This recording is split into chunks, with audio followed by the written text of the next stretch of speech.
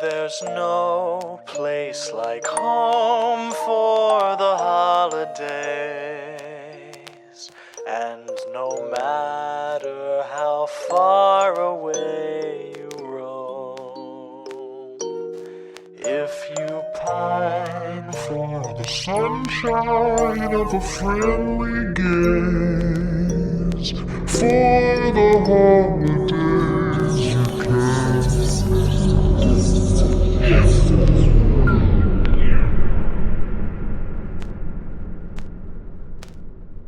Welcome back to Horror for the Holidays, a Christmas horror movie podcast.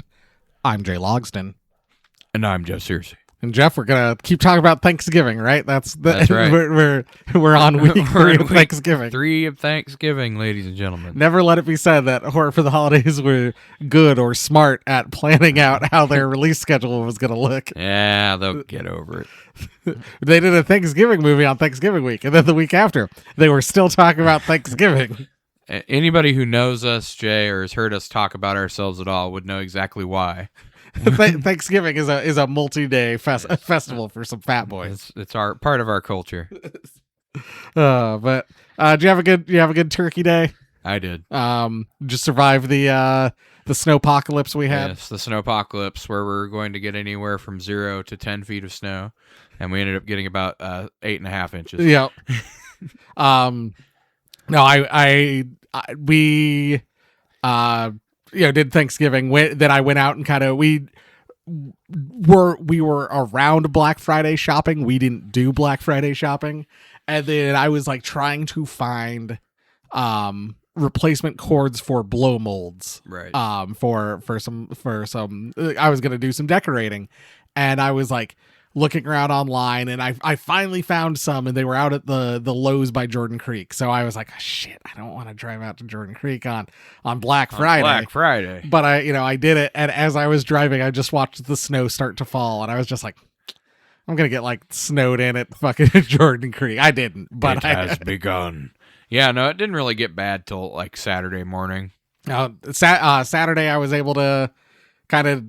We got around, got the driveway shoveled, and then just stayed home all day, and then I trudged down to the gas station on the corner at like 6:00 at night. And when I got home, I was like, "Oh man, it's got to be like bedtime." And I looked at the clock, and it was 7. And I was like, "No, we got." I'm like, I've still got like 5 hours before I even think about going to bed. I've just been cooped up all day. Damn. Yeah, I didn't bother shoveling till Sunday. I went out, shoveled early, and then I shoveled again later. I bought an electric shovel. Oh, you like it? Yeah, it's all right. Should I probably get a snowblower? Probably, but I like the electric shovel. It's pretty good, and makes it makes certain like I said, you have to get out a couple times to actually use it, but really does help with the snow and stuff like that. Interesting. And if you want to be a dick, you can like fling snow into your neighbor's driveway. That's fun. I like that. Or out into the street. That's also fun. Deal with it, city. Cars coming by. I guess we should start. I guess we should deck the halls. Do we have to, Jay? Do we have to? Deck the halls for ATM 2012 automated teller machine. Bad year. Chopping mall. Wait. Chopping mall. But this is a killer ATM. It's not. But can you imagine if it was a killer ATM? If it had been a killer ATM, Jay, this probably would have been a great movie. Limited release April 6th, 2012. Limited. Boo. Terrible release date. Yes, not. How could you even do this movie and not set it close? Release it close to Christmas. Yeah, I don't know why you would like look at the release schedule and be like, yeah, we're just gonna put this out in April. Spring, yeah. And it wasn't even like dumped, because they dump movies in January and February they don't think are going to do good. No, they put this in a good release spot. Yeah. Directed by David Brooks, who also served as the editor. Oh boy. We've got writers Chris Sparling and Ron Tippy, and Ron Tippy's career is kind of a bonkers read. Produced Space Jam, production department on Shrek, wrote this. Oh. Like, what a strange career. Well, I don't know. You know how the killer is credited as the man in quotation marks? Yep. I think these writers should be credited as the writers in quotation marks. We've got Brian Garrity as David Hargrove, Alice Eve as Emily Brandt, Josh from Drake and Josh as Corey Thompson. Best character. Yep. Only interesting character in the entire thing. Mike O'Brien, who plays the man. I'll probably refer to him as the man in the parka. Yeah. Is also in the 2012 Silent Night, and so is Cindy Miskew, who is passerby in this movie. She is also in the 2012 Silent Night. $3 million budget. What about a $1 million box office? Oh God, that makes me sick. Apparently, they made the ATM building. Like this was a set they built. And I want to say I read shot in like 22 days or something like that. But like looked pretty good. Like I thought like the building looked like the kind of like campus town, like in Ames campus town. There's one of these buildings where it's like it's an ATM, but it's enclosed and US inside. Bank ATM, yeah, I know what you're talking about. Well, Jay, unfortunately, they shot it in Manitoba, so automatically a mark against it. But it was. You want to hear what it was pitched as? It was pitched. Peter Safran, the producer, pitched it as a high concept, single location suspense thriller. I was like, high concept? What, a guy tries to kill you when you're in the ATM booth? Yeah, high concept. Yeah. Oh, no, not kill you. Well, menace you and frame you for murder, Yeah. I guess. That, I think, that was... There. I had listeners, you can already kind of tell how we feel about this.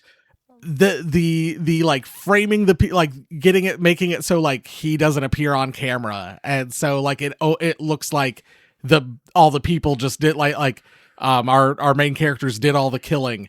I thought that was one of the like more interesting choices they made. I don't know if I were redoing this movie, if I would have done that choice or if I would have gone with that, but I think that was one of the few interesting choices. Yeah, I mean, we have. It was at least trying to do something, which is more than you could say for a lot of this. But no, the fucking audacity, Jay, the sheer audacity of having the post-credit scenes.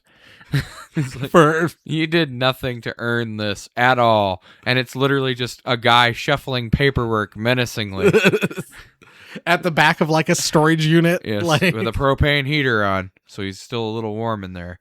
But oh my God, he has plans of other buildings, Jay. Oh, sorry, shot in 20 days, not 20. So 2 days less than I said. I mean, honestly, I don't know how this took them more than a couple days to shoot, but whatever.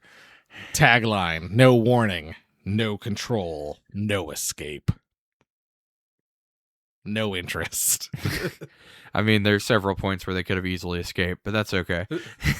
Where to watch? Tubi. It's free. You could buy a DVD copy. I have a DVD copy that came from Mr. Movies. I don't know where that was. I watched it for free on Tubi, and I felt like I got scammed.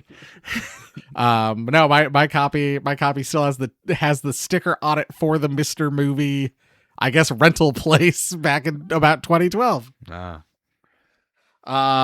Personal experience, I had actually seen this before. I watched this when it got dropped on Netflix.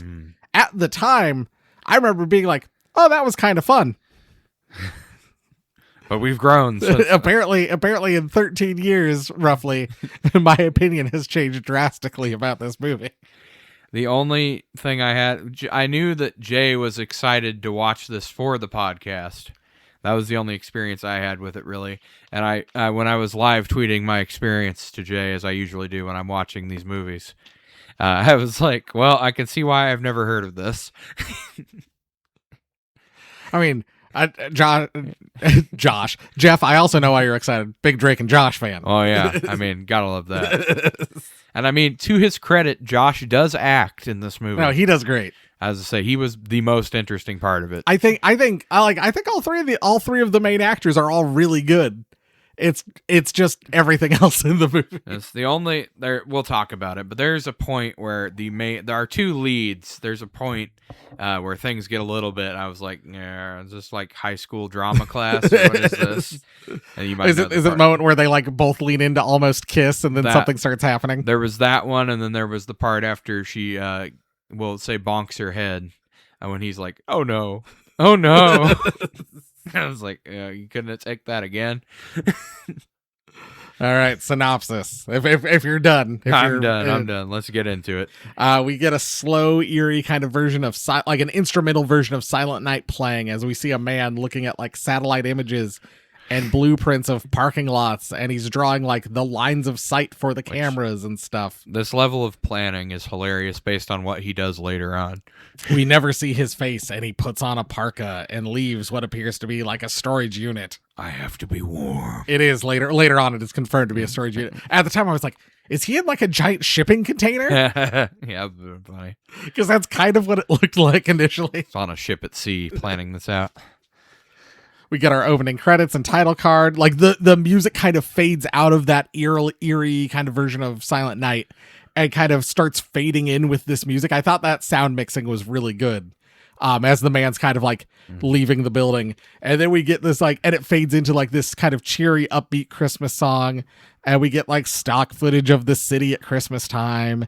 And we see like footage of our main character David walking through the streets and going to work, and then occasionally it gets intercut with like images of like this police crime scene kind of throughout, which we will learn is initially I thought, is this like, I think I had forgotten some parts of this movie, so there was a part of me who was like, is there like a whole thing about like the police are trying to catch this guy, like they're onto this guy, and so like they're he had struck the night before and he's striking again or something like that. No, this is like those kills. Like, yep.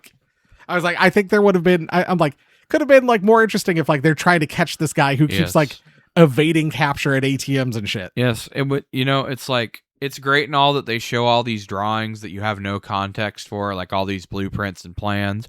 But it's like, without having seen him execute this and get away with it before, it's like, who cares?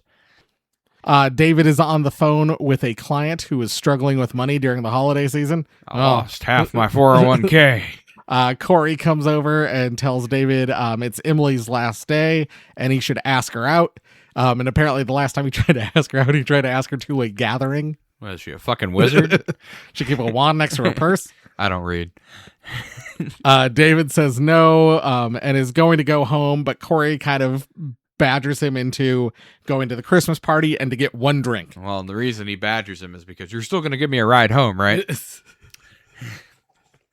We all know this guy. We cut to the Christmas party, and Corey is sloshed and belligerent and has had more than the one drink that he said he was going to have. Jay, ever since you've grown facial hair, you've turned into a person I don't like. And David goes to talk to Emily for a bit, and they have kind of an awkward conversation that continues outside that involves David stealing someone's hat to give it to Emily, but finally kind of gets up the courage to ask her out and then offers to give her a ride home since she can't hail a taxi. But then it turns out that he also has to give Corey a ride home as well. This was so painful, especially the part where he's like, see you around, instead of asking her out. It's like, she's clearly lingering there waiting for you to ask her out and giving you every opportunity to, and just ignores it. And I also find it hilarious that not one person will volunteer to give Corey cab fare. Corey also steals a bottle of liquor as he's leaving the party, and in the car he is still drinking from it. Apparently they don't have to worry about open container laws wherever this is supposed to be taking place. I guess not. And he also apparently lost his phone at the party. Convenient. Yes, very convenient. And in the process of calling to find it, he drains David's phone of its battery. Your phone's dead. Corey bullies David into stopping for pizza, but first they have to stop at an ATM to get money. Because the pizza place only takes cash. And it's like, okay, we don't need this level of contrivance to go to an ATM. You could just be like, hey, I have to stop at the ATM. Literally that's all you have to say. We don't need a long explanation. This is something that people do all the time. No, instead I have to like get really upset about you wanting to stop at this ATM. And we were downtown in an upscale area in like a business district. There's no ATMs he could have just walked to and got money. They go to this sketchy one in the middle of nowhere. Like in kind of like, yeah, like it looked like an industrial, maybe like business district. It's like an industrial park, like you would see like on the edge of town. And yes, it's inexplicably there's a random bank ATM in the middle of this in like a glass enclosure. It would be like if it was over like in the parking lot by where the old Toys R Us used to be. Yes I say that because there's also the Christmas tree little stall there. It would be like, Jay, if we worked downtown still at the bank building, and then instead of getting money there at the bank, we went to the south side, to the sketchiest part of town we could find to get money. That's fair. They arrive at the ATM, and it's kind of one of those standalone ATM buildings. So it's not just an ATM in the parking lot. It's like a pair of ATMs. You got a little glass enclosure, so it's heated. Yep. And yeah, there's like a privacy divider. You've seen the things. Yep. There's one of those digital signs in the parking lot. It informs us, I think, that it's like just after 1 a.m. Yes. And that it's -3 degrees outside. And we kind of see also adjacent to, but not like touching, is a like Christmas tree farm. And there, once again, having seen this movie before, I'm like, do I forget a whole thing involving this Christmas tree farm? Is there a cool scene involving this? Nope, no, there's not. You know why it's there, Jay? So you can have a hose for water. Yep. That's it. Corey goes inside while David and Emily talk, and then Corey kind of waves David in for some reason. Bear in mind, Jay, it's -3 degrees according to the sign. This hose is laying on the ground and still covered and dripping in water. At -3, it would be frozen. Also, Jeff, they parked. Why not park right next to the ATM? Yes, they parked so far away. It's ridiculous. It is so cold outside. Yeah, I know. I'm gonna park fucking like 3 sets of I don't know how you measure parking spaces, but it's like 3 double pairs of parking spaces away. Your average parking space is like 8 feet, so they're at least 100 feet away from this thing when it's that cold out. None of them are in winter gear, by the way. They're just in regular coats. Even though they live here. Yes, so they should be prepared for this. But no, yeah, I would be like, pull my ass up as close to that ATM as we can get, and then I'm going to run in there real quick. So David goes in, and after waiting a while, Emily takes David's keys out. And she walks in, leaving her purse inside a car that won't lock in a sketchy area. And no one has their phone. And it's a sketchy area. You know how you know this is a sketchy area? Because you have to have an ATM card to even get into the building. Yep. That these ATMs are in. That was what kind of alerted me too. Like, so clearly this place, and that would also it creates a problem for later on in the story, because if this is a known high crime area, there would be police patrols and there would be security systems on this ATM enclosure. Yep, you would think that you wouldn't be able to cut without alerting somebody. They go to leave after eventually getting some cash out. They go to leave just to turn around, and there's a man in a parka standing in the middle of the parking lot, staring at them menacingly. They stay inside the ATM and kind of yell at him, asking what he wants. What do you want? Maybe he just wants to use the ATM. At one point, that's like, maybe he wants to use the ATM. So they go and they open the door, and he takes a step towards them, and then they all run back inside. Yes. But yeah, maybe he's waiting to use the ATM. Maybe just walk past him. You know, maybe this is a sketchy area. He's just afraid that he doesn't want to use his ATM, put his pen in while you guys are in there. So he's just waiting for you? No, instead I'm just going to be terrified. Now, do they have a rightful reason to be terrified? But they don't know that at the time. At that point, they have no reason to be afraid of this guy. That's the thing that gets me. It's like, okay, so they already know he's a killer? So they stay inside the ATM building as the man in the parka sees a dude walking his dog.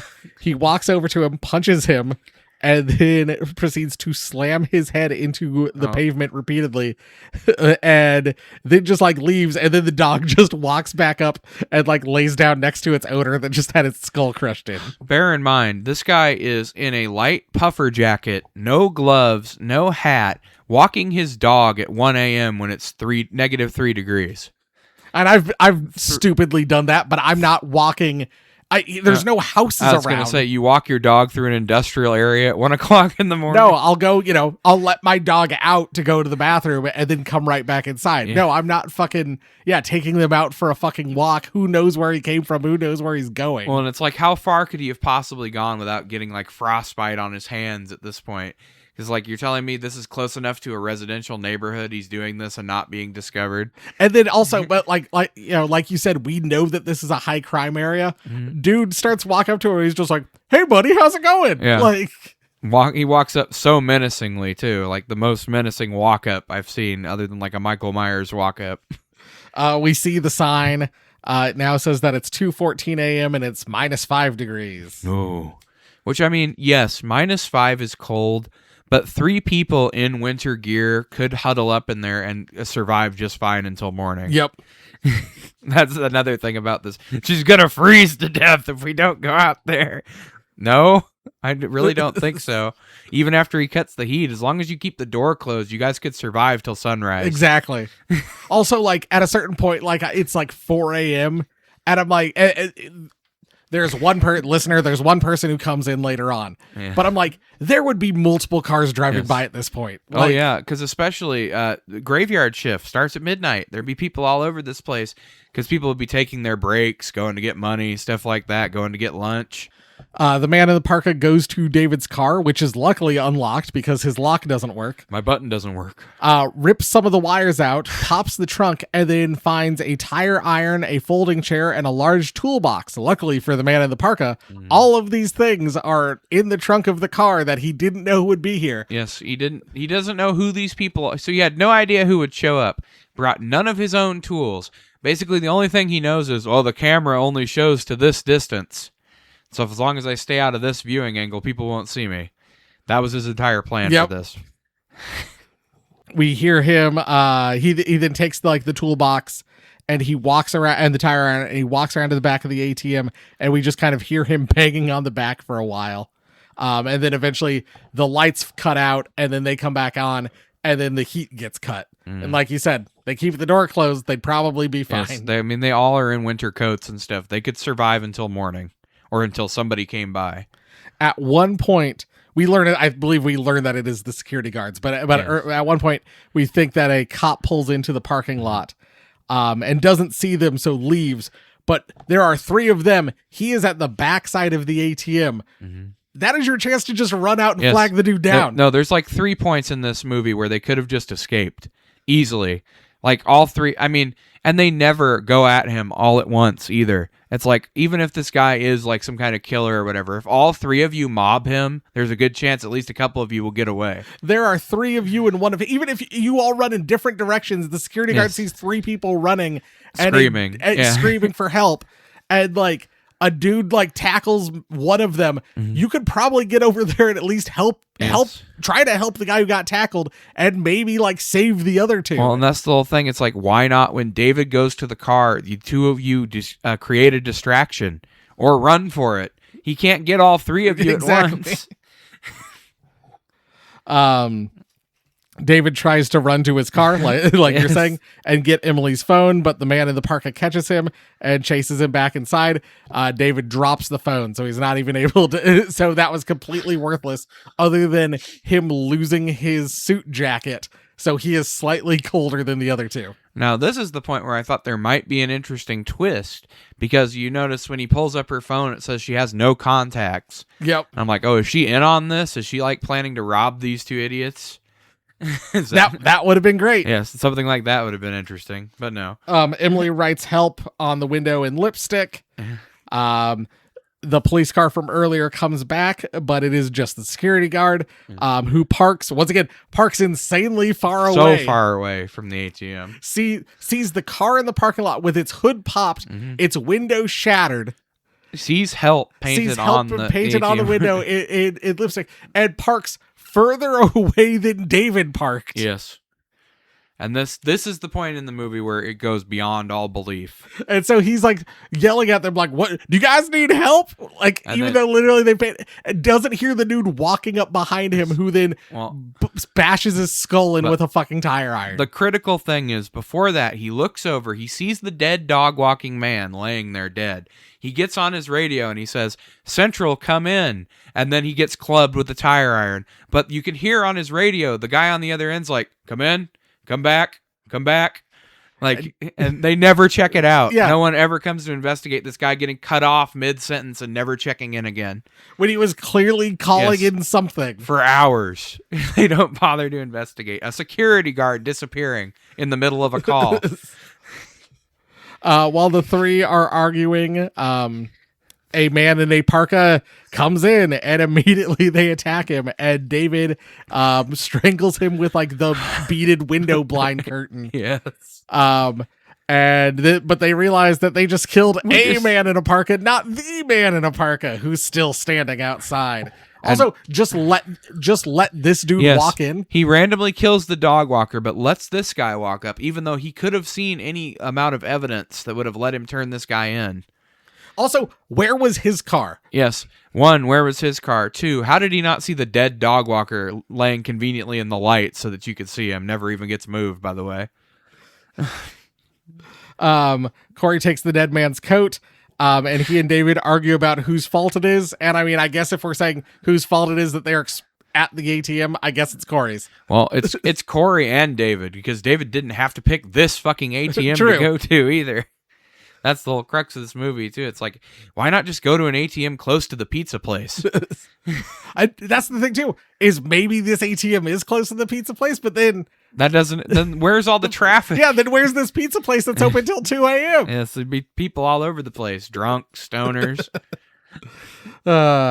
Corey tries running for it, but runs into, like, a thin metal wire that has been stretched along the exterior of the parking lot. Yeah, he had time to set a game tripwire too, Jay. Yep. Don't question it. Which trips him, and then the man in the parka walks over and stabs Corey while Emily holds David back.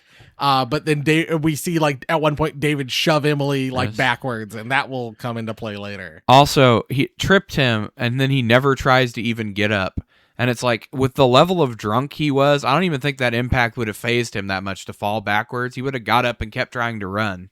And I had a thought, too, where I was like, okay, so maybe it's right at, like, right at his throat. Like, maybe it kind of, like, caught him off guard, knocked the wind out of him, something like that. But I'm like, these are 3 different people of 3 varying heights. Like, they're all kind of similar in height. But even then... he doesn't know their exact height or where their necks are located. And how would he even... because they know, by that point, they know that the car has been disabled. So, and he sets it up in the direction that the car was. How does he know they're not going to run in a different direction? What if they run... did he stretch it around the entire part? then why didn't they see that he was doing this? I know. It's like, yes, he would be able to put up a wire that you probably wouldn't be able to see in the dark, but you would see him anchoring it to different things. Because if you don't anchor it to something strong enough, you just bust it down when you run into it. Imagine he runs through it and it's like the Chariots of Fire, dun dun dun dun dun, and he just runs through it like it's a finish line. Yeah, that would have been fun. It is now 4:55 a.m. and -6, and the man in the parka grabs a hose from over by the Christmas tree stall. Which, again, it's -6, and you have an unsecured hose just laying on the ground. That is dripping water. Yes, still dripping water. It's like that thing would be frozen solid. If you know anything about living in a place as cold as we do, you have to empty the water out of your hoses, otherwise they will freeze solid. Also, at some point, he's able to cut the heat to the building somehow. But so we see him do, like, that happens early on, and then about the time that he is grabbing this hose, he is still trying to get his way into the back door of the ATM. Yes, and he is, by the way, comically pounding on the ATM lock with a screwdriver and hammer, trying to bust it open. And it's like, there is no way that would not be alarmed. So is there a switch on, is there just a big switch on the back of the ATM that just says heat, and he just flipped the heat switch off? I guess, Jay, because It's like anything he would have done to cut the heat would have certainly triggered some kind of alarm. I think when he cuts the lights, it probably would have triggered the alarm. Any kind of tampering, especially in an area where they know this thing is at risk because they have the security set up already. It's like there would be some kind of silent alarm, at least to the surveillance company, because there's surveillance on the thing. There's a camera that comes into play later. Yep. Inside, David and Emily talk about everything that's happened, and they are about to kiss when the man starts banging on the back of the building. They notice that Corey is still alive, kind of crawling towards them, and they run and get him inside, and the man puts David's car in neutral and pushes it in front of the door so they can't leave. Which, once again, with everything that's about to happen later on, how do the police explain some of this shit away? Yes. Well, and he also somehow edited the camera footage on the fly to not show any of the things he didn't want to be seen. Unless it's one of those cameras that only takes a screenshot every X minutes or whatever. It's like, maybe that would be the case, but it's like, okay, so Corey leaves the building perfectly fine, and then he comes back into frame crawling and stabbed, and David never leaves the building. Yep. So it's like, what, did David have an accomplice on the outside? If then, why didn't they look for him? Right, exactly. Especially when he keeps yelling about, he's over there. Yeah, no, they literally all say that multiple times, and they point. They're like, oh my God, he's over there. There he is again. Corey's bleeding out from the knife wound as the man starts flooding the building with cold water. I was like, oh, Jesus, we got another P2 on our hands. They find a worse P2. Yes, that's what I was going to say. This is a worse P2. They find a lighter and light a bunch of trash in a trash can, trying to trigger the smoke alarm, while the man in the parka watches from David's folding chair sitting in the parking lot. Emily gets on David's shoulders, and the alarm starts to blare, and then she just falls off the back of his shoulders backwards and cracks her head on a ledge. That entire trash fire scene is pointless, by the way. If you hold just a lighter up to those things, it will trigger them. Yes. David holds her in his arms when a loud crash happens, and the man has driven the security car into David's car, crashing it through the doorway. With David in the building, by the way, and you can clearly see on the camera he's in the building when this happens. So how do they explain that away? Yes, he somehow was in the building and drove the car into the building at the same time. Or, I don't know, how do you explain the flooding? Yes. Or the tampering with the back door, even though you never see him leave the room on camera, except for when he goes to the car. David goes and gets David reaches into the car, grabs Corey's bottle of liquor, tears off a strip from his suit jacket, makes a Molotov cocktail that he throws at the man sitting in the chair. But it's the security guard. It turns out it was a realistic decoy of himself he assembled somehow while no one was watching him. How many people own this exact same parka that he's I don't know. How many people can perform these actions in plain view in front of a glass building and somehow not be seen? Right. David sees the killer standing by the dog owner's corpse right as the police sirens start blaring. And they show up and they arrest David, who screams, "He's right there! He's right over there! Somebody get him!" Ah! The police drive David away as a crowd is formed of people kind of staring, watching him. And we see a bunch of people wearing parkas. Oh, yeah. Geez, convenient how all these people just showed up, huh, Jay? Yeah. And then we see one of them, we know one of them is the killer because he's got the earrings. Yeah. Or is it that he has the little pin or the little button or whatever? He's got the earrings, I think, that he gave her. She gave him up to trade or whatever. Yeah. And they thought he wants money, even though he never gives any indication that he wants money. The police recover security footage, but it just shows what edited. He wants it to be. It only shows David being a criminal and nothing else, conveniently. But also doesn't show what when the water was pouring in. Yes. It doesn't. If it's just taking a picture every minute or something, it would have footage of some of these insane things happening. As I say, it would have a bunch of it would have hours of footage basically by that point of them just sitting there peacefully with each other, which would make no sense for him killing them. Huddled up, pointing rubbing off each other's hands for warmth, talking, discussing, pointing at the man outside. Yep. Screaming, writing help on the window. Yes. But yeah, apparently, for whatever reason, these cameras don't see any of that stuff. any of that. So I guess they assume that David was killing people for money, and then it went wrong. I don't know. David killed. Yeah, there's literally no motivation for this crime either. That's what kills me, because the only money that was withdrawn was from David's account. It's like, so I withdrew money for myself, and then I killed people because I wanted their money. Yeah, and I had plenty of money, but I decided I needed my friend's watch and earrings. And because I think the killer tosses all of the stuff into like David's trunk. Yeah. But then also, how do you explain David's car being having all of the electrical stuff ripped out? Yes. And then being rear-ended by the security guard's vehicle. Yes, and you could literally just look up the records and see the only person to withdraw money that night was David. It's it just makes no sense. Anyway, we see the man in the parka walk back to his storage locker and starts planning for the next kill. I don't know. I don't know. How do you plan? That's the whole thing. This movie is literally like polar opposites. Haha, it's cold. So he's a meticulous planning super genius serial killer, but he's going to kill people that he has no idea who's actually going to show up, what kind of vehicle they're going to have, anything else. Yeah, what if a group of like 8 good old boys rolls up with like loaded with guns? Is he gonna be like, no, I'm gonna it doesn't matter who it is? Like, what if I show up, Jay? And what if I show up to the ATM and then I just pull out my gun and shoot this guy right. when he menaces me outside the ATM? He has nothing with him. He just so happens to be these exact people with these exact items in the trunk of their car that doesn't work, who have phones that are dead. Yes. One of them doesn't have his phone by some happenstance. None of them are armed with anything. Because, you would think a woman who works late in the city would at least in her purse have mace or a taser or something like that. Especially a woman who's going to be alone at night in parking garages and things. She would have some kind of self-defense product. You would think. But that would require her to be a realistic woman and not a character in this movie. Credits roll. We get another creepy version of Silent Night playing. And then... End of movie. Then we get the fucking after credit scene. Like they had something here, Jay. Where, I don't know, is he planning to like murder people at a barn? And there's a barn, a mall, a shopping center. So he's planning this for multiple people, or has done this to multiple people. I don't know. Either he has done it or is planning to do it. I don't know how the hell he would get away with anything like that, but because maybe in this one very specific instance you could pull this off with the one camera that has this one field of view. But it's like he had plans that said shopping center.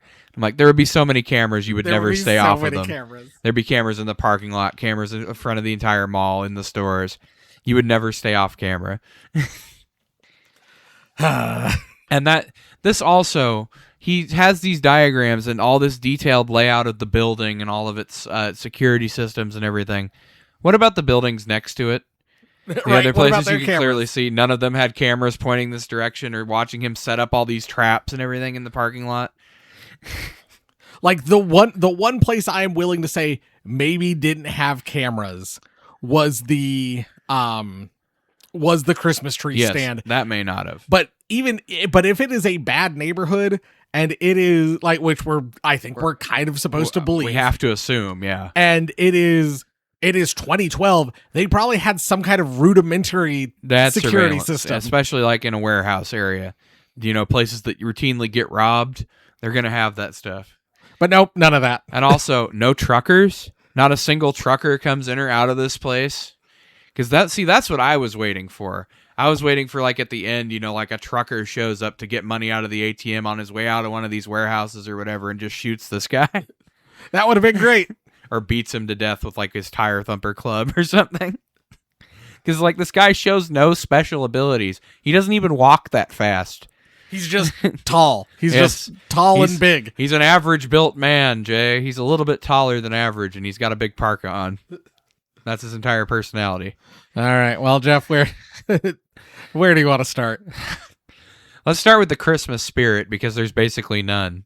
How Christmassy is the movie? How Christmassy are the kills? The kills, not at all. No. Other than the fact that the guy is wearing a parka and it's wintertime. The movie, I think it wants to be really Christmassy, and I think there are opportunities for it to be. Could have been way more Christmassy. And then it just traps us in an ATM for 70 minutes. Like, And it's not even decorated. yep. You know, you could have had like the bank decorated it for Christmas or whatever.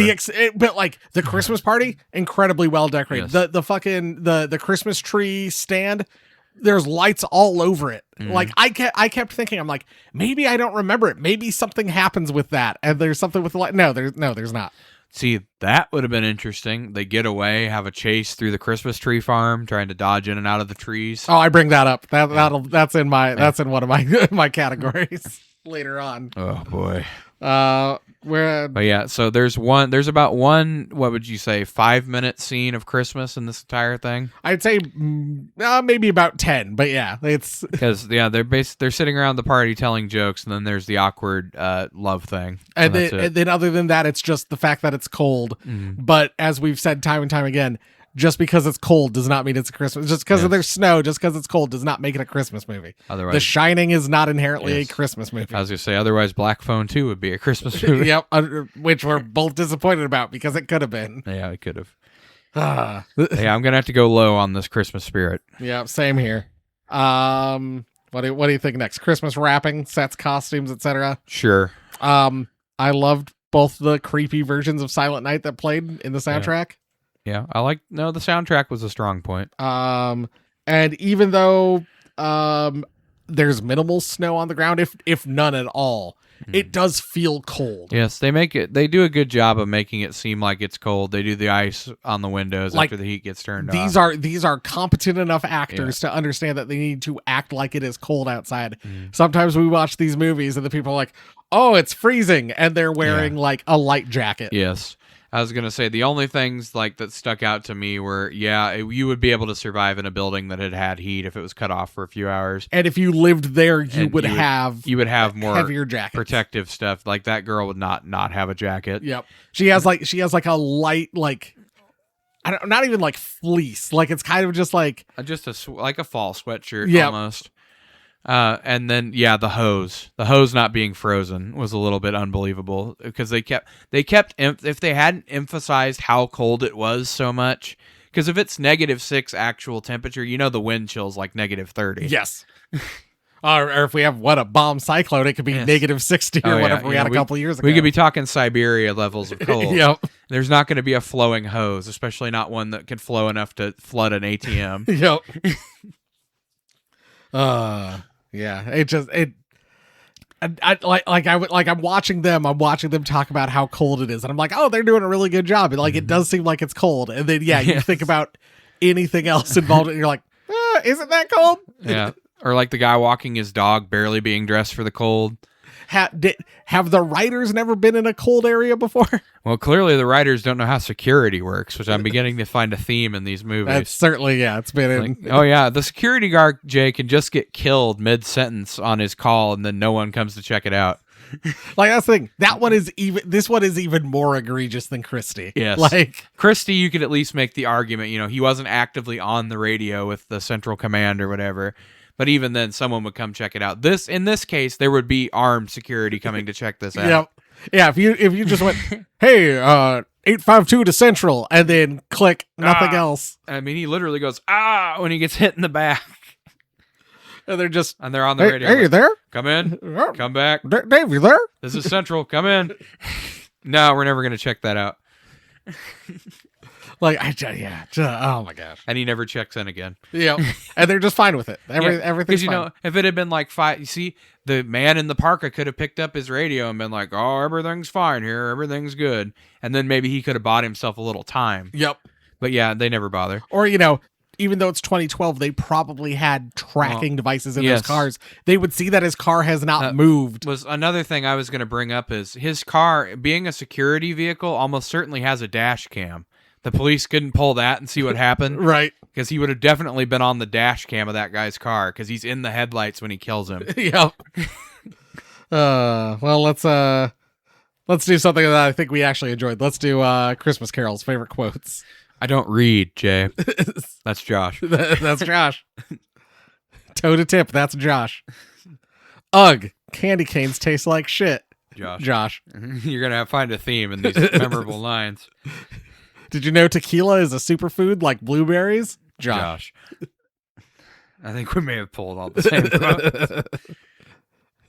Ever since you grew facial hair, Jerry, you're a different person. A different person I don't like. Josh. Come on, man. You got to come to the party. It's got streamers and bitches. That's all you need. Josh. That's what it's all about. A gathering. What is she, a wizard? Yeah. Does she keep a wand next to her purse? Josh. Yeah.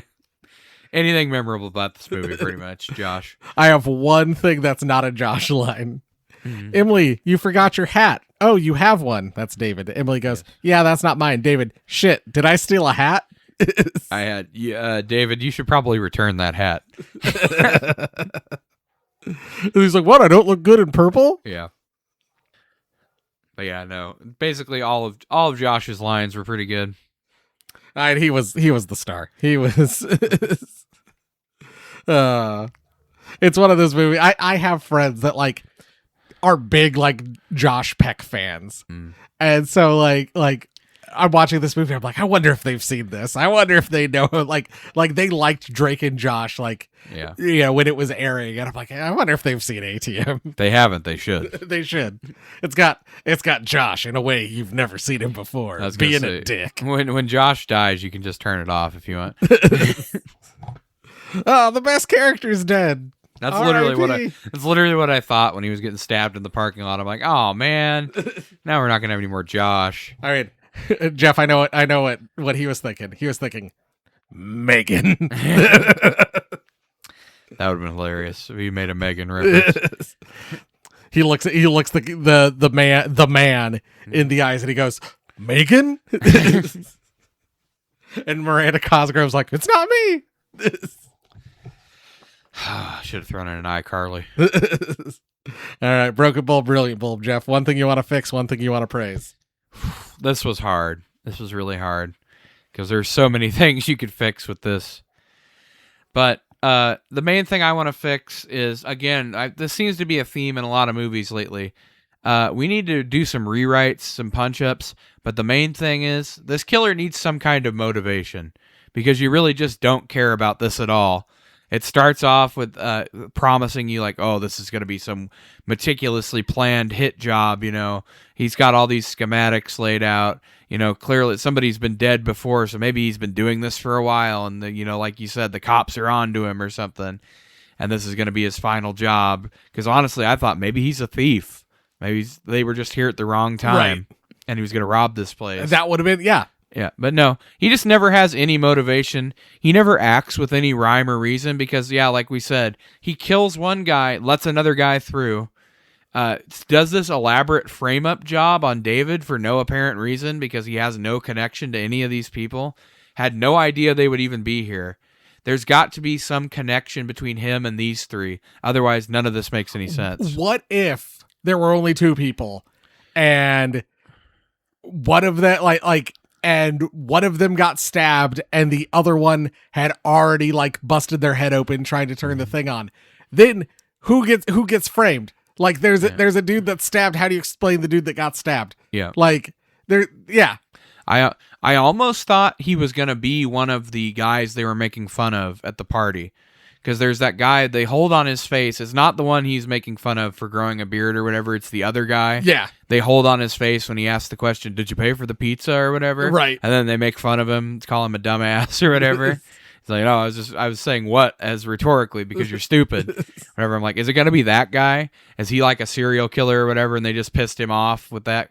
And he followed him out here. Or I thought it was going to be like a dude who worked for the ATM company. Yes. And he's been planning this heist. And they got in the way. Just so happen to be people who get in the way. That would have made sense. But no, he has literally no motivation to do this. And he had no way of knowing who would show up and with what equipment. He lucked out that He lucked out that 3 idiots showed up who apparently don't realize they could just beat him up and leave. Who have a car that has tools in the back. That has tools in the back that doesn't lock because he doesn't have the ability to open that car door by himself, except for because he only gets the ability to smash things open when he steals the tire iron. I guess he could get a rock or something, but he has nothing to do that with early on. Absolutely no. So for somebody who's such a meticulous planner, he brings no equipment with him. He relies on the fact that there's going to be an unfrozen hose to pull off this flooding plan. He somehow is able to selectively cut just the heater to the building without tripping anything else, beats on the back door, which is secured. And then then somehow is able to just explain away crashing 2 cars through the front of the thing and being like, no, it was clearly him who did it. I almost thought, maybe he's like a cop or something and he knows how to get around these security procedures. Maybe he's, because they make a big deal of him losing that guy's 401k and then they bring it up later, like maybe this is that guy on the phone mad at you. But see, I thought maybe it's going to be someone that the girl screwed over. It's like a cop or whatever, and she lost his life savings or something like that, and now he's getting revenge. Or just like a cop who's like, no, I finally, like, I want to be able to get away with something. Yes. And then you get a thing where like all the cops are there, and then like the cop that like puts him in the police car, like he turns around and looks at him, and it's the same eyes or whatever. Yeah. And he's like, it was you. Like, that would have been a great moment. Something, yeah. Like have him he's on duty or whatever, he pulls him over, like on their way to the pizza place or something. Yeah, and then comes back and gets him later on. They could have done something like that, but no, he has no motivation. He has no connection to these characters. Therefore, there is no possible way he could know who's going to show up at this place, which makes the entire story fall apart. Because without knowing what equipment and what people you're going to have show up, how do you do this? Like we said, what if it had just been a guy that showed up, it's like, oh, it's just a random guy. He has a working car, so you can't break into it because he locks it when he goes to the ATM. You go stand in front of him menacingly, and he's, carrying a gun or a knife or whatever, and he just kills you. You're right. The story falls apart under, like, the barest scrutiny. For me, it's not enough happens to justify this runtime. Yes. It is over an hour and a half long. Mm-hmm. And it be like, it either doesn't need to be a full-length movie or more needs to happen during this movie to justify the fact that it is this long. Yes. More on that later. More on that in my final rating. Yeah. Brilliant Bulb. Thing you want to praise? Josh. Josh was really good. I liked it. He was the only interesting character. He had some funny lines. He acts believably in the situation, I would say. He's the only one. Especially for someone who's drunk. Yes, I'd say he's supposed to be drunk and impaired or whatever, and he acts like you would expect. He's tough until he gets scared, and then he runs back in or whatever. Also, we never get to see, like, he's drunk. We never get a scene of him being like, move over, I gotta piss. Yeah, that's also an interesting point. But yeah, he doesn't. He's the only character I thought that didn't have like a nonsense motivation to stay in this ATM. Mine is that I thought the actors were really good. I kind of agree with you. Josh was the best, but I thought the 3 leads all did a pretty good job. Serviceable job. But my other one was that, like, I know I say this a lot. I feel like there's a really good idea here. I think, like, the idea of being trapped in like a freezing parking lot is terrifying. Yeah. This needed a rewrite. This needed something else. But it needed something. But there's something here. There's a good idea for a good movie here. We didn't get it, but but there is something here. Yes, you could do something with this, but it would have to be a substantial change from what they gave us. Which I guess leads us into final ratings. Every episode of Horror for the Holidays, we rate our movie on one of 3 categories. Is it hilarious? Is it seasonally scary? Is it you'll be sorry? Jeff, reluctantly, I have to give this a you will be sorry. I'm not reluctant at all. This movie either needs to be a short in an anthology like a Christmas Horror Story. Yeah. I would rather have this be the anthology story, the Krampus story with the family. Yeah. On Christmas vacation.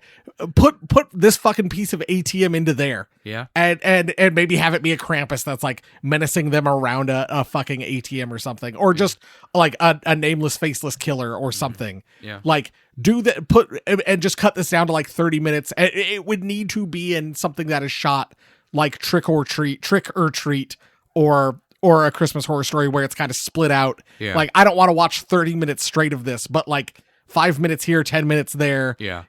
10 minutes here, like another 5 minutes there. I think this would be great. Or do more shit. Yeah. use the whole parking lot. Have a scene where they are in the Christmas tree farm and they are hiding amongst the trees and their faces are kind of being like illuminated just by the flashing of like the red and green lights. Mm-hmm. That would be like as they're hiding amongst the trees. That would be a great scene, and they have to like escape through there, or they're able to like hide out in there. Like, no, instead they're just in the ATM the entire time, and it's just that doesn't work for a 90-minute movie. No, like I said, You'll Be Sorry. This is the exact kind of movie that You'll Be Sorry was created for. It's not enough of a movie to justify us sitting here for this entire time. It's boring at most parts. There's no motivation for the killer at all, so you really don't care. As much as The Strangers is a thing, it did a disservice to horror movies by just being like, nameless, faceless killer. Oh, just because I can. Like, but that's the thing is, he couldn't even. If this had been a different group of people, he couldn't have done this. Yep. That's the thing that kills me. It just so happened to be 3 college students. Yes. Like, I was able to get away with it. But if it were, like I said, a bunch of good old boys, I would be fucked. Or even just, oh shit, 5 guys just showed up from the bar or whatever. And, they're not intimidated by me. Yep. To stay in this ATM. They just push past me and go back to their car. In my memory too, like I said, there were a lot of things where I'm like trying to remember what happened. In my memory, I thought there was like another person in the ATM already. Yeah. And they go to leave. They're like, what the fuck is wrong with you guys? And they push past and go to leave and they get stabbed. And that's maybe the moment where like. That would have made more sense. But yes, that was another thing that really stacked this up for me was they act afraid of this guy before they even know what the hell he's there for. It's like he could have easily just been waiting for you guys to leave the ATM so he could use it. Yep. Like there's no reason to be irrationally afraid of this guy. Yeah, it has that tension before it's even earned. Yes. That tension. That's honestly, if I had to do a 1-sentence review for this, it would be not enough happens, unearned tension. But yeah, just I don't know. Jay. Like I said, like Potential. there's a real good idea here. They just don't give it to us at all. No, they do. In fact, they do the worst possible thing you could do with this. Well, Jeff, just stop to think. We're getting close for Christmas. Maybe we're wrong. Oh yeah. Oh, I've seen a lot of people defending this online. There was one review on IMDb that literally read like. I was like, did Jeff write this review? It was a 10 out of 10. And it was literally being like, the calling the villain the man was an inspired choice. Like, and I'm just like, did Jeff fucking write this review to like troll me? That would have been funny. I should start planting troll reviews around the internet. Loved it. I didn't grab that one. I was thinking about it, but I didn't. Oh, I've got some interesting takes, we'll say. All right. Now, do you want? I've got like 3.5. Well, I've got 3 in each category. I got 3 that are more on our end and 3 that are 5-star reviews. I was gonna say I've got like 2 10 out of 10s and then like an 8 out of 10 and then kind of like follow-ups to that 8 out of 10 where people are kind of like, yeah, it's all like that are more kind of in line with us. I'll go first. 10 out of 10. This one's pretty short. Great movie. Okay. This movie is so underrated and should have been turned into a franchise. This could have been the start of a new horror franchise. Fuck. The storyline was great. No. Great acting. No. And a outstanding movie overall. I highly recommend this movie.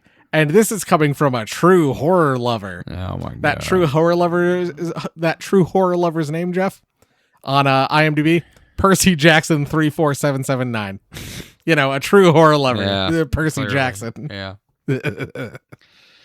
Well, Jay, a master class in minimalist terror.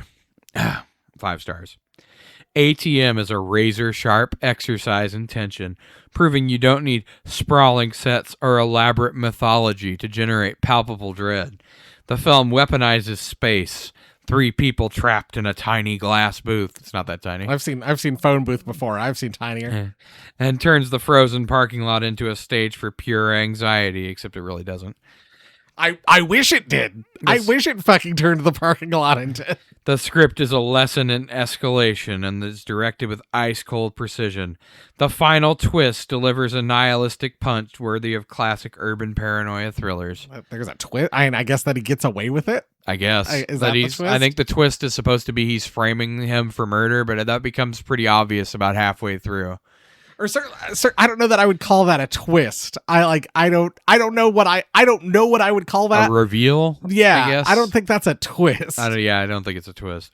See, a twist would have been one of them's in on it, or it's Emily's in on it. It's somebody at the office that's doing it or whatever that hates, like I fucking hate Corey. He's such a dick. Yep. And I decided to kill you guys. Yep. No, he's like, I was just gonna kill Corey, but you guys gave him a ride home, so you're fucked too. Yeah. You stupid idiots.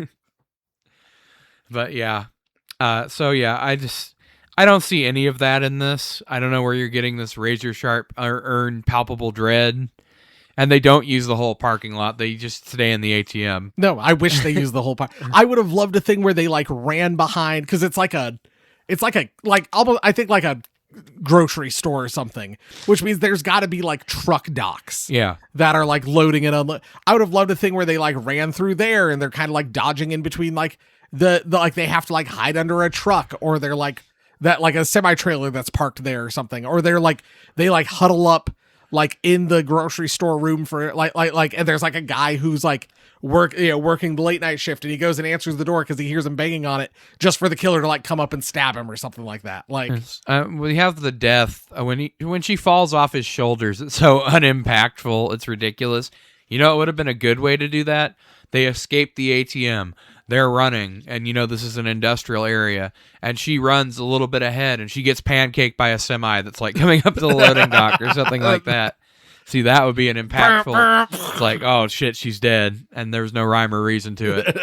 It would have been a better version of bonking her head on the table. Or they're running away, they don't see the killer, and then he's in the security car and runs her over. Her over, something like that, yeah. But no. Yeah, I don't know what the hell this guy was smoking, but this is not a 5-star movie. Another one I have 10 out of 10. A claustrophobic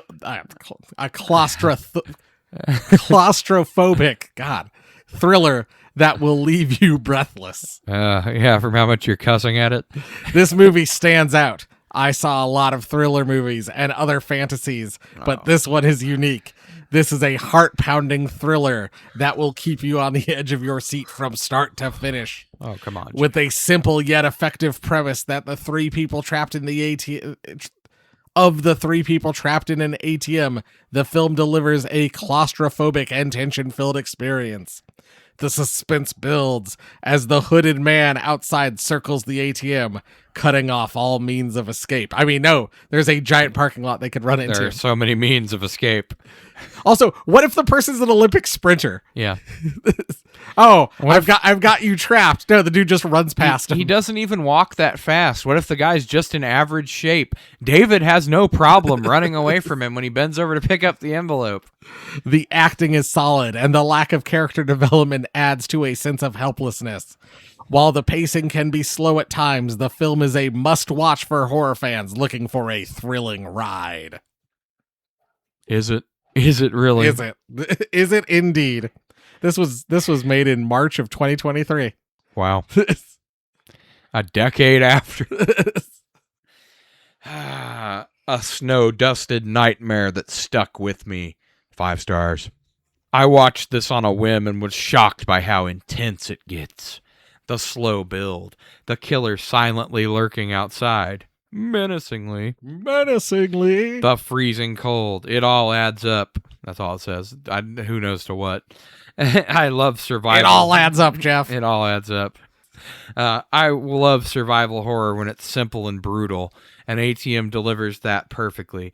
And the ending, I was yelling at my TV. This is exactly the kind of nasty little thriller I like to recommend to my friends. Oh, it's a nasty little thriller. Oh, I like to recommend the nasty movies to my friends. You're making me uncomfortable, sir. there was a guy at Spirit this year who's like wanted movie recommendations, and so as a joke I said to one of my coworkers, I'm like, what if I just start writing down like the grossest movies I could think of, and that would be like, oh, here's some nasty movies that I want to recommend. And I'm like, there was part of me was like, do I do like Sallow and like a Serbian film, movies that I haven't even seen but have heard Are nasty. The Human Centipede movies. And like, I think I wound up like, instead, like my list was like Reanimator, From Beyond, Castle Freak. Like, I'm like, lower budget, like late 80s, early 90s movies with like, that have some real goopy, gory, like, that I'm like, oh, that's what I'm picturing me being like, I'd like to recommend nasty movies to my friends, and they are those. And then this person goes, I like to recommend nasty movies, and it's ATM. Yeah. I'm glad you didn't recommend this movie to me, Jay. Yeah. All right, here's my last review. I like to recommend nasty movies. Anyone watched a film called ATM 2012? This is from Reddit. I wish I didn't. I watched it because I liked movies where the victim is trapped. I used to. And then I watched ATM. Yeah. I was expecting it to be so bad because of the reviews it got, but I think this film is extremely underrated. I thought Josh Peck was going to be such a bad actor, and that main kid is always pretty good in movies. I loved the villain. I loved all the traps he put on them. All the traps he put on them. All one trap. Including the last one with the security guard in the chair. I guess that was... I mean, that's not really a trap. That's like a decoy. Yeah. I love how he worked out every angle of the camera. But the ending, I mean, come on. Having a secret spot in a storage unit where he takes his work and his blueprints, I think it's brilliant. Do you? That's the thing they took away from.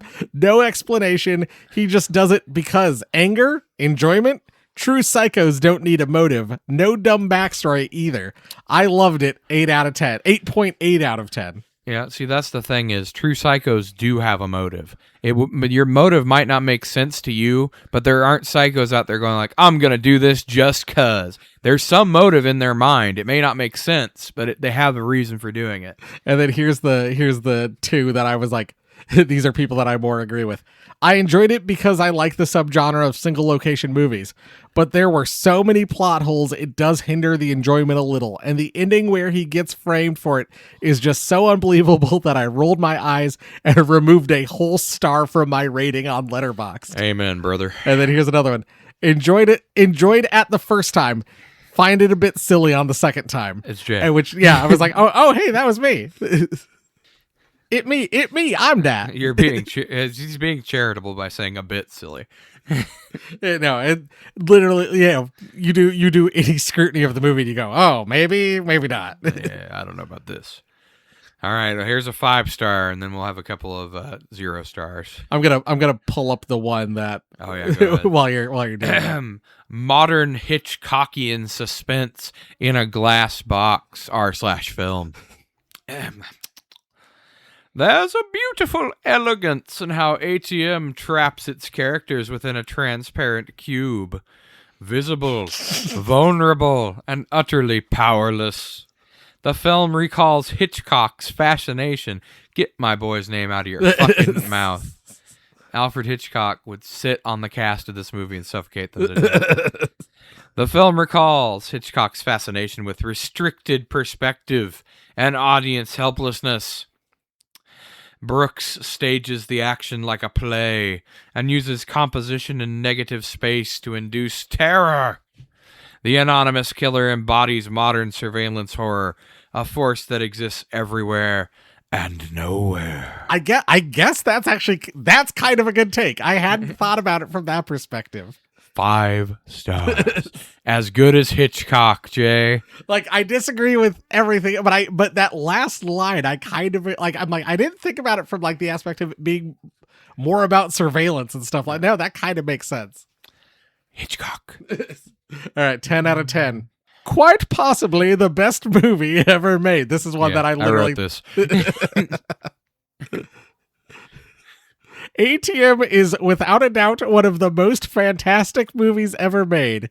To call it a modern masterpiece would be an understatement. Yep. The film dwarfs all other movies in terms of its script, scope, scale, acting, visual effects, sound design, cinematography, and sheer majesty. God, I love a good troll. Josh Peck is a triumph.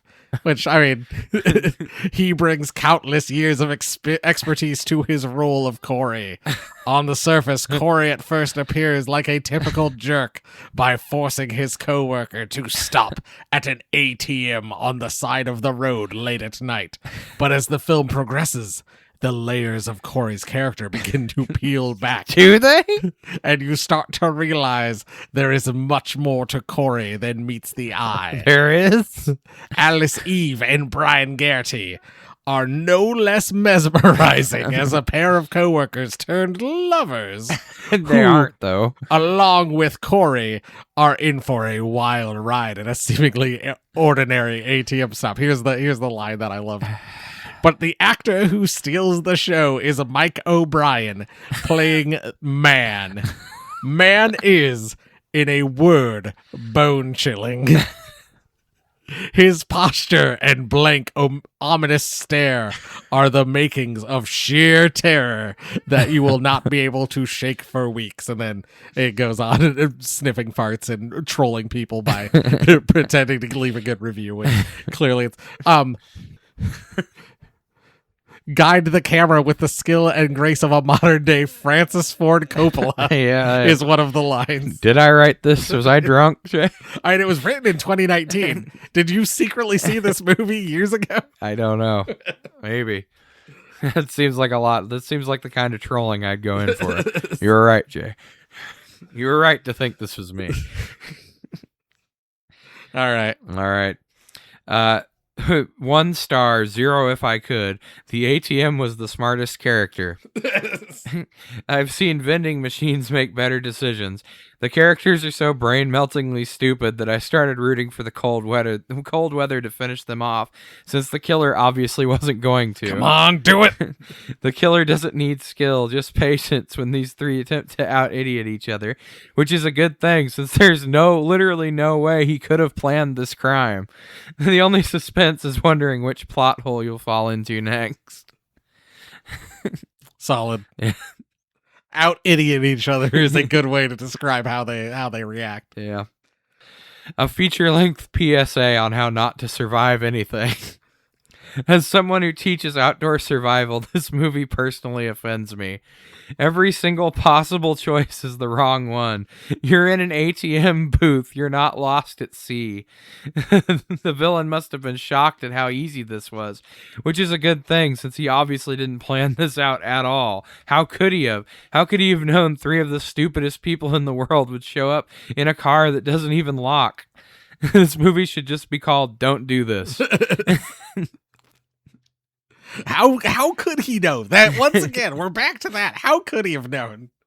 He couldn't believe his luck that these people were this fucking stupid. 0 stars. This film should have come with a punchline, not a runtime.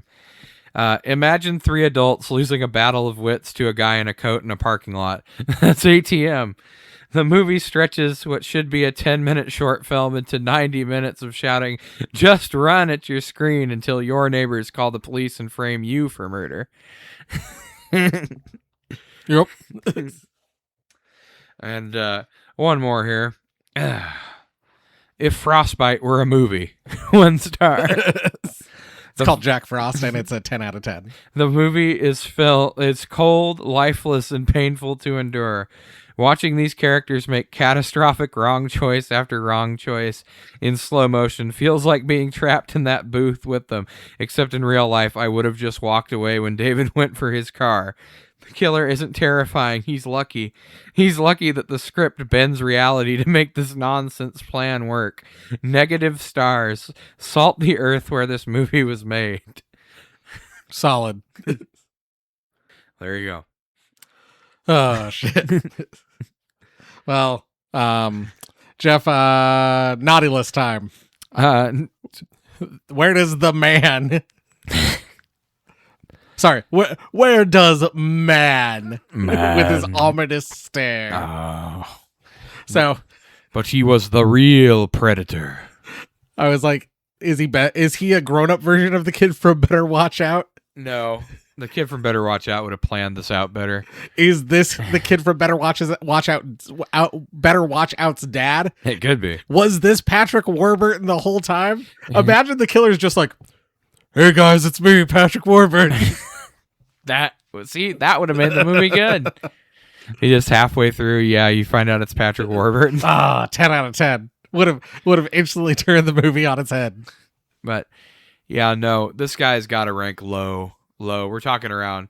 I mean, the only thing he does really is stab. He stabs a guy who's not ready for him, the dog walking guy. He stabs a guy in the back with a tire iron. Well, I guess clubs, but somehow he stabs him, it seems like. And then he slowly stabs a guy who fell over in the gut. Yep. And then otherwise just like is able to avoid detection. Because he knows the range of the camera. Yep. And he's lucky that apparently there's no other cameras around. But if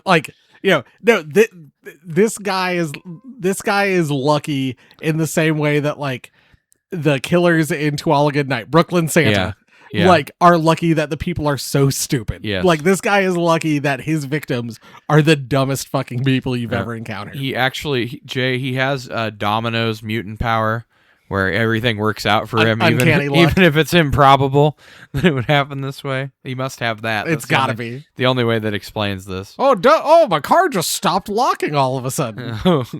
Run away, we can't. You've seen Cabin in the Woods, right? Yeah. There's the whole thing about them like drugging all the people and like Yes. making them like act in different ways and stuff like that.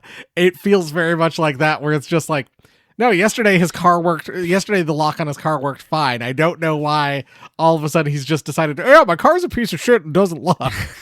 Yeah.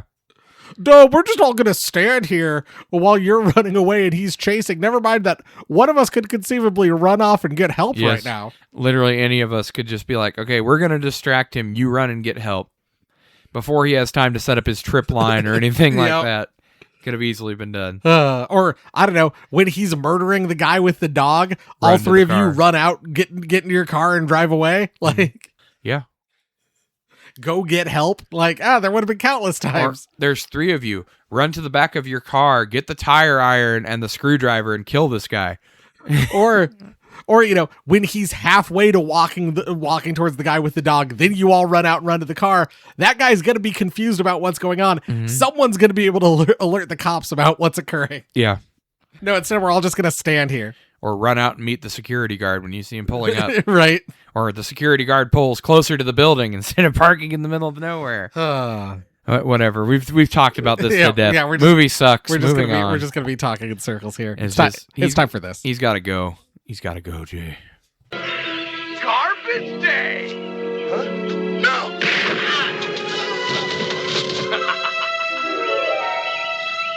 I could run away from this, but I choose not to.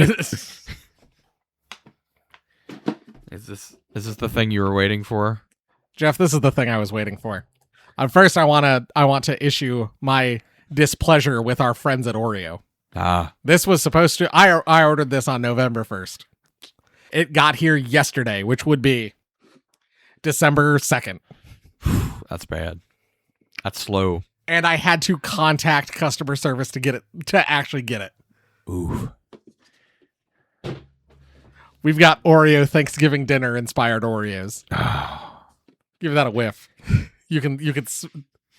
I don't know if I like that, Jay. Me neither. As soon as I saw it, I went, Jeff and I are going to eat this. Don't know if I like that. It's got a little Oreo tin. Yeah. I mean, I like the packaging. It's cool packaging. I didn't know you could mail order Oreos. All right. I believe we've got 6 flavors here. Oh, boy. We've got creamed corn. Oh yay. Yeah. We've got cranberry sauce. That might be okay. We've got sweet potato. Maybe. We've got turkey and stuffing. Oh, God. We've got pumpkin pie and caramel apple. Why are you fucking Harry Pottering me, Jay, with your every flavor cookies? They're all individually wrapped. Of course they are. It's to stop them from mixing flavors. All right, there's your creamed corn. Creamed corn. You expect me to believe an Oreo creamed this corn? Oh, oh God, I don't like that at all. I believe this is sweet potato. Jay, you gotta smell this cream corn. You gotta. Oh, I will. I think this is cranberry sauce. Oh boy. All right, give me my turkey and stuffing so I can die inside. Sweet potato, cranberry sauce. You're gonna want to air out that cream corn. Pumpkin pie. Oh God. Fuck. Caramel apple. Why are you doing this? Jeff, as soon as I saw it, I knew. Oh. God. There's your turkey and stuffing. No, it looks so bad. I don't even want to smell it after what happened with the corn. It smells terrible. I don't want it. You can smell it through the package. No, I'm not doing it. It smells like turkey and stuffing. I'll smell it when I eat it. I'm not doing it. The cream corn traumatized me. You creamed the corn. I creamed in my corn, Jay. No, open it up and get a good strong whiff. That's what killed me.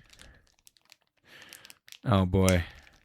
Now you get a whiff of that shit, Jay. Take a hit off the cream corn Oreo. Woo! And then tell me this is still a good idea. Take a whiff. Go on. A little sniff there. Hot damn.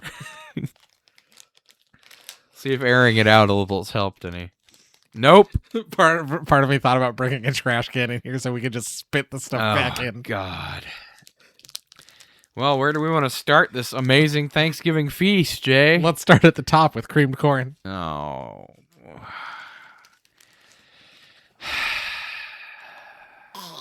You like that, Jay? It smells disgusting. Mmm, delicious. I hate you. All right, let's do this. All right. Mmm, delicious corn on my Oreo, Jay. Mmm. That's real good. That's real good, Jay. I like that you've done this to me. That's disgusting. So fucking bad. Unbelievably bad, in fact. Oh my god. I don't know how they make it. The cream corn doesn't taste this bad. It doesn't.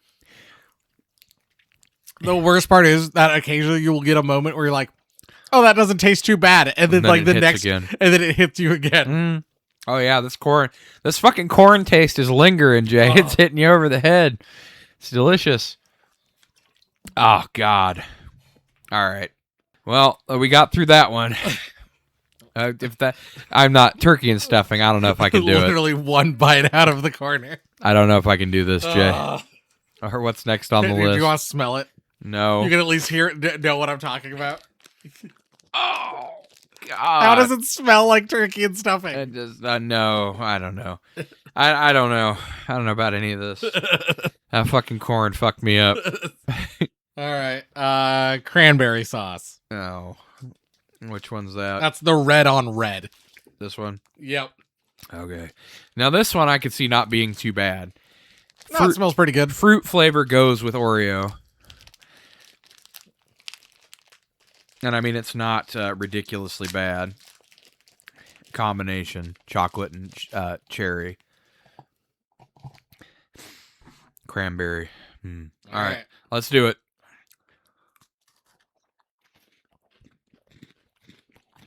That's pretty good. No, not bad. I mean, it's literal paradise compared to the cream corn. Not my favorite, but not bad. Yeah.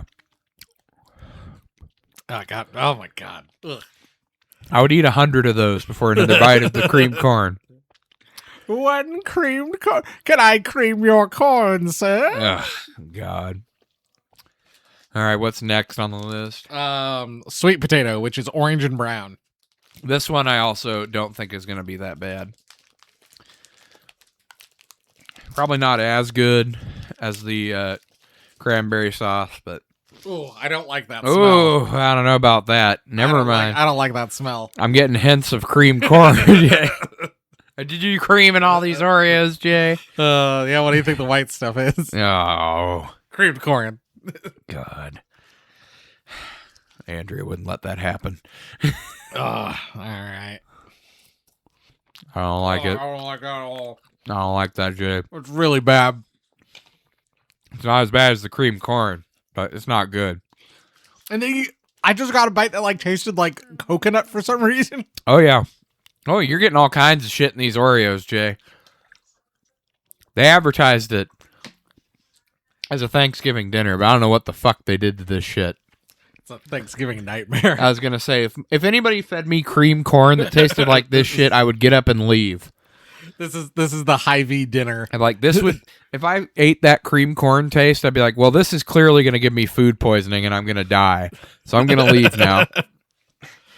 Well, next would be turkey and stuffing. Why not, Jay? Why not? In for a penny, in for a pound. Have some delicious turkey and stuffing Oreos.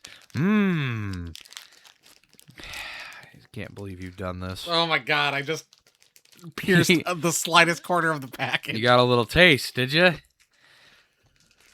Oh. You like that taste? You like that? Well, you shouldn't, because that's a turkey and stuffing Oreo. Oh! It smells like fucking old Roy dog food. Jesus. Oh, God. You fucking people be lucky you're not in here with these things. It's literally this bad. This is like when I crack open the fucking can of Friskies. We get the cat for Christmas. No, it just smells like fucking cat food or dog food, like wet cat food or wet dog food. Jesus. It smells so bad. I don't think I can do it. Oh, we're doing it, Jay.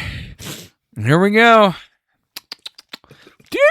Delicious. You know what? I'm going to take another bite of the cream corn.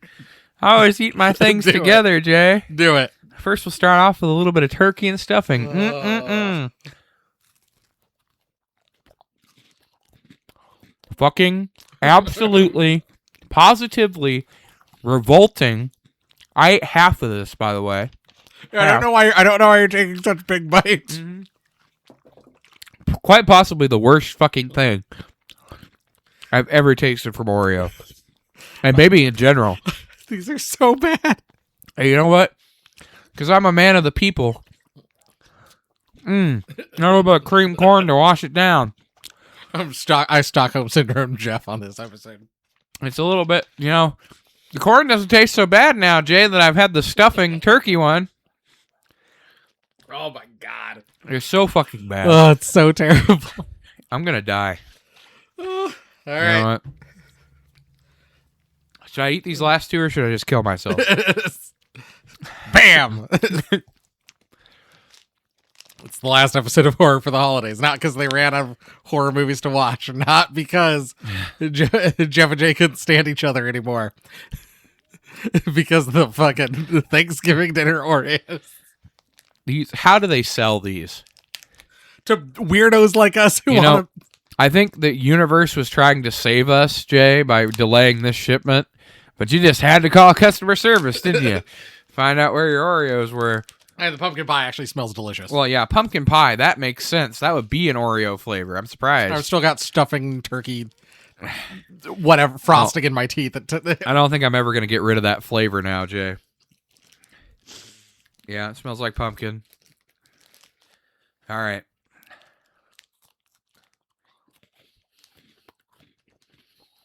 Meh. Weirdly, not as good as the actual pumpkin pie Oreos we've had before. Yeah. Not terrible, but wouldn't eat it by choice. You know what I learned? That I don't like frosting covered Oreos. Sometimes packages don't come for a reason, Jay. Is that what you learned? Sometimes God. I don't like the smell of that apple. Sometimes God's trying to save you, Jay, and you just keep ignoring him. It's that story of the person like waiting for God, like as the flood waters rose, but it's me You and the Oreos. yelling at the Oreo company. I didn't yell. I just sent an email. Oh. Yeah, I'm not a fan of that. And also, pretty fucking weak shit, Oreo. Caramel apple is not a Thanksgiving food. Agreed. That's like Halloween. That's like a Halloween or like a fall festival, but Yeah. not Thanksgiving. All right. Jesus, here we go. I also noticed my bites have gotten smaller as we've gone on. Honestly, pretty good. Yeah. Compared to the other ones, it's great. That might be the best one. Glad we saved the best for last. I hate you. What have you done to me? You're gonna wake up in the middle of the night, like years from now, and you're gonna have the taste of creamed corn and turkey and stuffing Oreos on your tongue. No. You're gonna be wondering where it came from. No. No. No. Thanks. That's probably the last thing I'm gonna remember on my deathbed. Like, oh Jesus! At least now the suffering is over, and I'll never have to have another cream corn or turkey and stuffing Oreo. Oh, it's fucking awful, listeners. If for whatever reason you saw this advertised and you were thinking about buying one, don't. Do not. I repeat, do not buy this. Do not eat it. You know what? No sane person should be in possession of this product. Yeah, that's why I bought it. Yes, that's why Jay bought it. He's probably the only sale. That's why they thought it was a mistake, and then when he called customer service, they're like, "Oh shit, this guy actually wants this thing." In retrospect, the lady on customer service who was like, "Do you still want it?" Like, maybe she had a point. Yeah. Again, We can give you your money back. he's trying to save him again. All right, we won't deliver it. There's no way, because he doesn't know how bad it is. We'll just not deliver it. Oh shit, he's calling about it. Well, tell him he can have his money back. No, he still wants it. I guess. Oh my god. There's a little thing. Tried it, loved it, not sure yet. Those are the only options. Tell us what you think. It'll only take a minute. Diabolical and convincing me that the Oreo company is run by Satan. All right, I'm gonna take the survey real fast. We're gonna do it live on the air. All right. Which flavor surprised you the most? Turkey and stuffing. I didn't know it could be that bad. How did this concept make you feel about the brand? Terrible. More adventurous, more fun, more modern. I don't know what that means. Bad. Too gimmicky, no change. There's not an option for terrible. My opinion has gone down. I think too gimmicky. Yeah. All right. Too gimmicky. Did you enjoy the opportunity to try some peculiar fudge flavors? No. No, I did not. Would you rather have enjoyed more traditional Oreo flavors? Yes. How did you try the Oreo Thanksgiving Dinner tin? I purchased it for myself or my family. I received this as a gift. Someone shared it with me at an event. Yeah. Someone shared it with me at an event. This is me. These are Jeff's. Yeah, this is Jeff's review. Would you purchase a similar product with unconventional fudge flavors again? Absolutely not. If they can't even do creamed corn, I don't even want to think about what they're going to do with other flavors. Do